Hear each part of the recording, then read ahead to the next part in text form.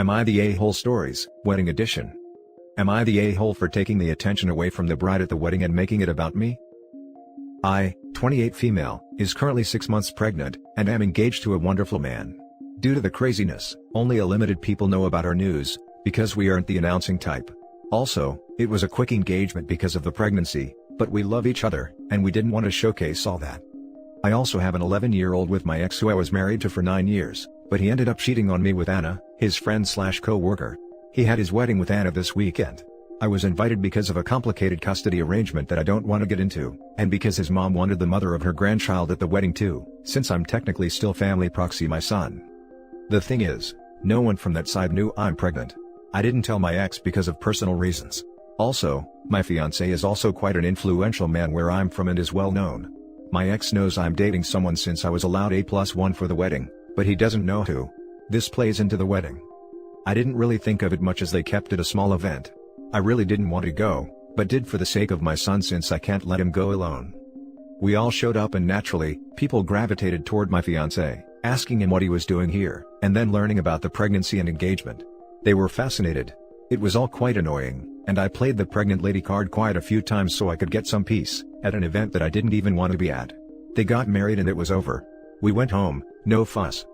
The next day, my ex calls me, never does this LOL, and starts ranting to me about how I ruined the wedding for his wife and him. First, I bring in a man that's clearly trying to one-up him, and my ex argued that my son likes my fiancé better, as my son didn't leave our side for a second during the wedding, and my ex was angered that we played happy family in front of him, when he was the one getting married. Second, my fiancé is not only my date, but also the guy I'm marrying and I'm engaged to, and everyone got to know about it on their day, taking away all the excitement from the wedding. That point, I said that I was sorry for and agreed that it probably did distract from the wedding. However, I didn't know what I should have done. It's not like I could make everything disappear for the night. I'm not comfortable with announcements on social media and wouldn't have done it for my ex. My ex brought my son into this, and asked him to tell me to apologize to his wife for making their whole wedding about me. My son disagrees, and says that I did nothing wrong, but he's 11. So Reddit, was I the a-hole? Now for the top comments. Did you shout I'm pregnant from a megaphone? Did he tell you to not bring your fiancé? Did you call the people around you? No, no and no? Then not the a-hole. Absolutely not the a-hole and congratulations OP. Both on the baby and dodging the ex. Sounds like he did you a massive favor.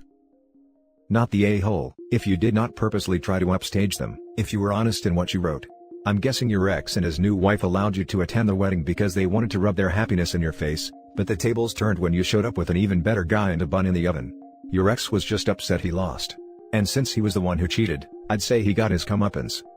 But you might be the a-hole if you purposely did that to show him up, and now your son is caught in a petty revenge.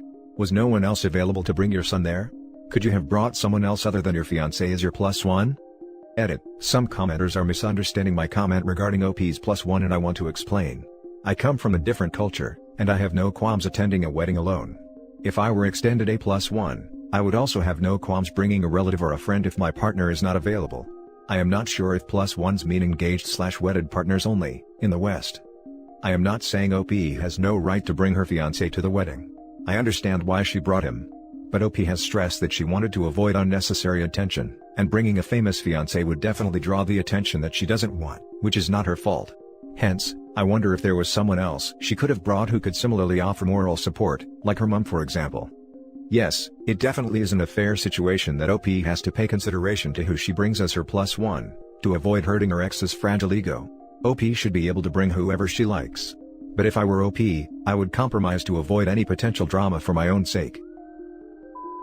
Now for the next story. Am I the a-hole for arguing with my fiancé and refusing to let her niece be the flower girl instead of my sister? Mine, male 23, and my fiancé's, female 22, wedding is this month.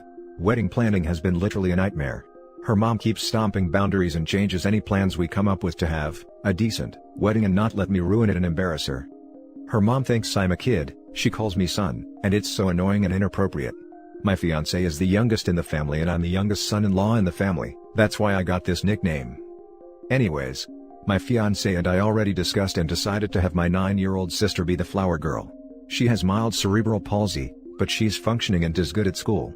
She said people make comments about her and she's very sensitive, so she'd get upset because of these inconsiderate people's comments. My sister's is on cloud 9, ever since she was told she will be the flower girl. She got her dress, and so far, she's tried it on more than 5 times asking me when I'm going to have the wedding, which is sweet. Thing is, my fiancé came to tell me last week that we will be making changes in terms of menu/invitation cards, because her mom recommended other things, instead of what we agreed on. According to her mom, I have no idea what a good decent wedding looked like, and wanted to save us, herself, from embarrassment. I let it go. And didn't say anything, because my fiancé told me these are small issues and that I needed to go with the flow. Okay, no problem, but to suggest that we picked the wrong girl to be the flower girl, was the straw that broke the camel's back. She actually said, she wasn't sure how my sister will behave at the wedding and that we shouldn't take chances and just pick her niece instead. I told her no, not going to happen. Like, I gave my parents and my sister my word. No way I'm going to make her upset and sad, and let the niece take her place. My fiancé threw a fit, and said I was overreacting. That my sister still gets to wear her dress, but sit with the crowd instead of walking down the aisle. We've been arguing over this the whole week and I'm now supposed to call her and say okay, but I refused, and I'm standing my ground and wanting my sister to be the flower girl despite what others say, because this offends me and my family. Edit. People say that we can have more than one flower girl, but my mother-in-law doesn't think my sister should even be included as one. She wants her sitting like a guest the whole time, thinking she might misbehave, where in fact my sister isn't like that at all. She's well behaved and smart, even better than other kids. My fiancé seems to agree since she wants me to say yes. Now for the top comments. OP, my dude. Listen to how your fiancé is speaking about your sister. Think about how you're going to be stuck with that MILF for your entire marriage, and think of how either your wife is bending over backwards to please her, or agrees with all this ridiculousness. You think this is just about a wedding? You really think that all this capitulation isn't setting a standard for how you and your opinions will be treated in the future? You need to sit your fiancé down, alone, and have a long conversation about her behavior, and that in no way at all is it acceptable for her mother to be acting like this, for your fiancé to let her walk all over you both, and most importantly, that your fiancé is not ever going to speak about your sister like that again. Your sister is 9 years old. She is a young, impressionable child who has more than enough crap to deal with as it is, more than any child deserves too. Are you going to bring your fiancé into the family, around your sister, with her thinking she can treat your sister like some wild animal? Look, I'm never one to support the idea that a man needs to check his woman. The phrase is disgusting. As a big brother though, and as a person, you need to give your fiancé a swift and definitive reality check. This is not her mother's wedding, it's your wedding too, and she does not demean your sister like that. Ever. Not the a-hole, but you will be if you just bend over to all of this heinous effery, just because it's easier than arguing with her. 3 years down the line, when Mill is running your lives and your wife is blaming you for it all, you'll be wishing you had fought back. Your relationship isn't lost, but you need to get back on the same page before you go any further. Not the a-hole, you already told your sister. It'd be horrible to take that from her. Also, you, to your Mill about having a good decent wedding? Yeah. I can't even imagine my sister being sad on my wedding day instead of happy. It's heartbreaking, because my sister and I are incredibly close and I can't stand to see her cry. But according to fiancé, I'm causing issues and refusing to go with the flow. Use both girls? If your fiancé and mother-in-law are really against using your sister simply due to her cerebral palsy, I would highly recommend not marrying her. She didn't say that. She wanted her to sit there all the time like a guest and it's not okay. I say that yes, this is the reason they freaked out about letting her be the flower girl, and it makes things worse because clearly they're using my sister's disability against her. Especially my mother-in-law. The next story is titled, Am I the a-hole for not wanting to go to my mother's wedding and saying that I didn't give a damn who she married? Backstory, my 16 mother has always preferred girls over boys, maybe because she can relate to them better or just natural preference. I was her second boy out of 5 kids. My older brother moved away and nobody has any real contact with him. She was very neglectful towards me and never went to my soccer games or showed any interest towards me. My parents divorced when I was 10 because my father drinks a lot, and all of the kids got to choose whom they lived with. My older sisters chose my mom, and I chose my dad. It became sort of a parent-trapped situation because my mother and sisters then moved to the States, while my father and I remained in England. None of us ever get to see each other because of the distance, and also because of the virus. Anyways, moving on to now. My mother is getting married to this guy from work and hopes to be married by 2021, sometime in February. She and my dad were on the phone the other day, and she was apparently talking about how she wanted me to be right by her side during the ceremony, and then asked to talk to me about it. My dad called me into the room, but I refused to talk to her.